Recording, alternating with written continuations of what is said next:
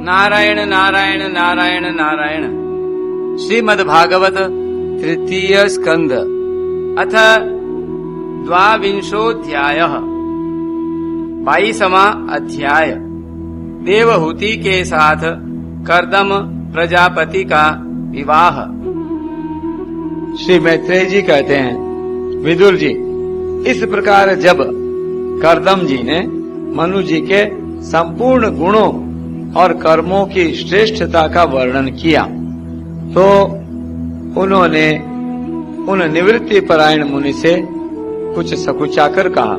मनु जी ने कहा, मुने, वेदमूर्ति भगवान ब्रह्मा ने अपने वेद में विग्रह की रक्षा के लिए तप, विद्या और योग से संपन्न तथा विषयों में अनासक्त आप ब्राह्मणों को अपने मुख से प्रकट किया है और फिर उन सहस चरणों वाले विराट पुरुष ने आप लोगों की रक्षा के लिए ही अपनी सहस्रों भुजाओं से हम क्षत्रियों को उत्पन्न किया है। इस प्रकार ब्राह्मण उनके हृदय और क्षत्रिय शरीर कहलाते हैं। अतः एक ही शरीर से संबंध होने के कारण अपनी अपनी और एक दूसरे की रक्षा करने वाले उन ब्राह्मण और क्षत्रियों की वास्तव में श्री हरि ही रक्षा करते हैं, जो समस्त कार्य कारण रूप होकर भी वास्तव में निर्विकार हैं। आपके दर्शन मात्र से ही मेरे सारे संदेह दूर हो गए, क्योंकि आपने मेरी प्रशंसा के मिस से स्वयं ही प्रजा पालन की इच्छा वाले राजा के धर्मों का बड़े प्रेम से निरूपण किया है। आपका दर्शन अजितेंद्रिय पुरुषों को बहुत दुर्लभ है। मेरा बड़ा भाग्य है जो मुझे आपका दर्शन हुआ और मैं आपके चरणों की मंगलमयी रज अपने सिर पर चढ़ा सका। मेरे भाग्योदय से ही आपने मुझे राजधर्मों की शिक्षा देकर मुझ पर महान अनुग्रह किया है और मैंने भी शुभ प्रारब्ध का उदय होने से ही आपकी पवित्र वाणी कान खोलकर सुनी है। मुने, इस कन्या के स्नेहवश मेरा चित्त बहुत चिंताग्रस्त हो रहा है, अतः मुझ दीन की यह प्रार्थना आप कृपा पूर्वक सुने। यह मेरी कन्या जो प्रियव्रत और उत्तानपाद की बहन है, अवस्था, शील और गुण आदि में अपने योग्य पति को पाने की इच्छा रखती है। जब से इसने नारद जी के मुख से आपके शील, विद्या, रूप, आयु और गुणों का वर्णन सुना है, तभी से यह आपको अपना पति बनाने का निश्चय कर चुकी है। द्विजवर, मैं बड़ी श्रद्धा से आपको यह कन्या समर्पित करता हूँ, आप इसे स्वीकार कीजिए। यह गृहस्थ उचित कार्यों के लिए सब प्रकार आपके योग्य है। जो भोग स्वतः प्राप्त हो जाए उसकी अवहेलना करना विरक्त पुरुष को भी उचित नहीं है। फिर विषय आसक्त की तो बात ही क्या है। जो पुरुष स्वयं प्राप्त हुए भोग का निरादर कर फिर किसी कृपण के आगे हाथ पसारता है, उसका बहुत फैला हुआ यश भी नष्ट हो जाता है और दूसरों के तिरस्कार से मान भंग भी होता है। विद्वान, मैंने सुना है आप विवाह करने के उद्यत हैं। आपका ब्रह्मचर्य एक सीमा तक है।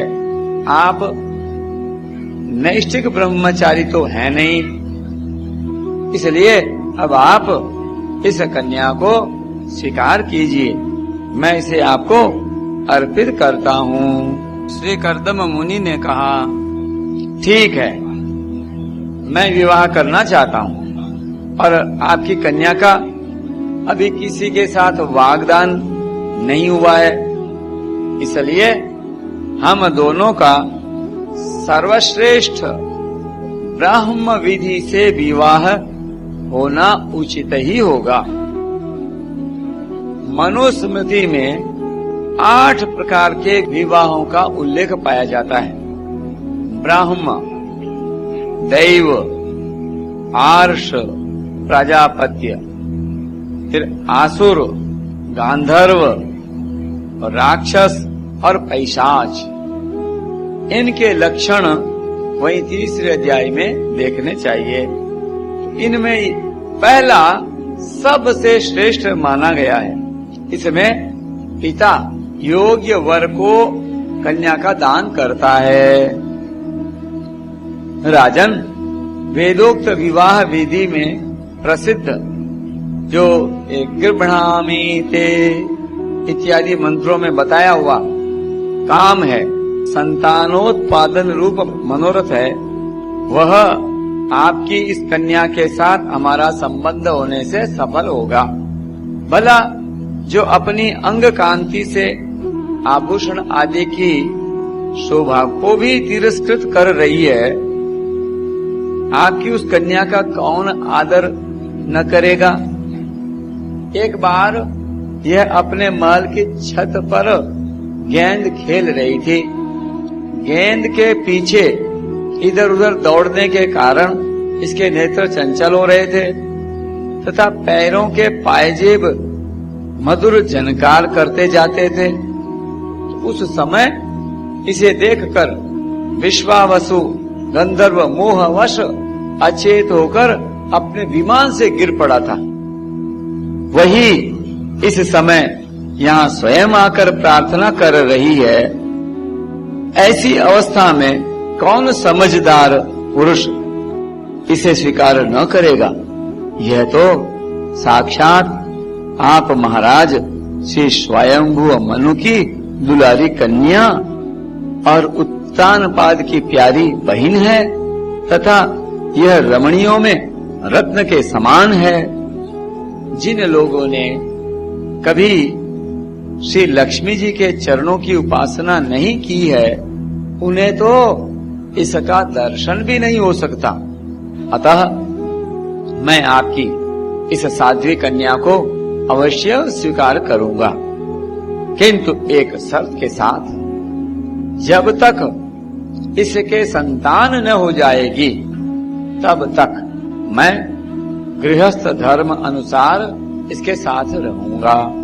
उसके बाद भगवान के बताए हुए संन्यास प्रधान, हिंसा रहित, श्रम दम आदि धर्मों को ही अधिक महत्व दूंगा, जिनसे इन विचित्र जगत की उत्पत्ति हुई है और जिनमें यह लीन हो जाता है और जिनके आश्रय से यह स्थित है। मुझे तो वे प्रजापतियों के भी पति भगवान श्री अनंत ही सबसे अधिक मान्य है। बोलो श्री अनंत भगवान की। मैत्रेय जी कहते हैं, प्रचंड धनुर्धर विदुर कर्दम जी केवल इतना ही कह सके, फिर वे हृदय में भगवान कमल नाभ का ध्यान करते हुए मौन हो गए। उस समय उनके मंद हास्य युक्त मुख कमल को देखकर देवहूति का चित्त लुभा गया। मनु जी ने देखा कि इस संबंध में महारानी शतरूपा और राजकुमारी की स्पष्ट अनुमति है। अतः उन्होंने अनेक गुणों से संपन्न कर्दम जी को उन्हीं के समान गुणवती कन्या का प्रसन्नता पूर्वक दान कर दिया। महारानी शतरूपा ने भी बेटी और दामाद को बड़े प्रेम पूर्वक बहुत से बहुमूल्य वस्त्र, आभूषण और गृहस्थ के उचित पात्र आदि दहेज में दिए। इस प्रकार सुयोग्य वर को अपनी कन्या देकर महाराज मनु निश्चिंत हो गए। चलती बार उसका वियोग न सह सकने के कारण उन्होंने उत्कंठावश विह्वल चित्त होकर उसे अपनी छाती से चिपटा लिया और बेटी बेटी कहकर रोने लगे। उनकी आंखों से आंसुओं की झड़ी लग गई और उनसे उन्होंने देवहूति के सिर के सारे बाल भिगो दिए। फिर वे मुनिवर करदम जी से पूछकर उनकी आज्ञा ले रानी के सहित रथ पर सवार हुए और अपने सेवकों सहित ऋषिकुल सेवित सरस्वती नदी के दोनों तीरों पर मुनियों के आश्रमों की शोभा देखते हुए अपनी राजधानी में चले आए। बोले मनु जी महाराज की जय। जब ब्रह्मावर्त की प्रजा को ये समाचार मिला कि उसके स्वामी आ रहे हैं, तब वह अत्यंत आनंदित होकर स्तुति गीत एवं बाजे गाजे के साथ अगवानी करने के लिए ब्रह्मावर्त की राजधानी से बाहर आई। सब प्रकार की संपदाओं से युक्त बर्हिष्मती नगरी मनु जी की राजधानी थी, जहाँ पृथ्वी को रसातल से ले आने के पश्चात शरीर से कंपाते समय श्री वराह भगवान के रोम झड़कर गिरे थे। वे रोम ही निरंतर हरे भरे रहने वाले कुश और कास हुए, जिनके द्वारा मुनियों ने यज्ञ में विघ्न डालने वाले दैत्यों का तिरस्कार कर भगवान यज्ञ पुरुष की यज्ञों द्वारा आराधना की है। महाराज मनु ने भी श्री वराह भगवान से भूमि रूप निवास स्थान प्राप्त होने पर इसी स्थान में कुश और कास की बड़ी चटाई बिछाकर श्री यज्ञ भगवान की पूजा की थी।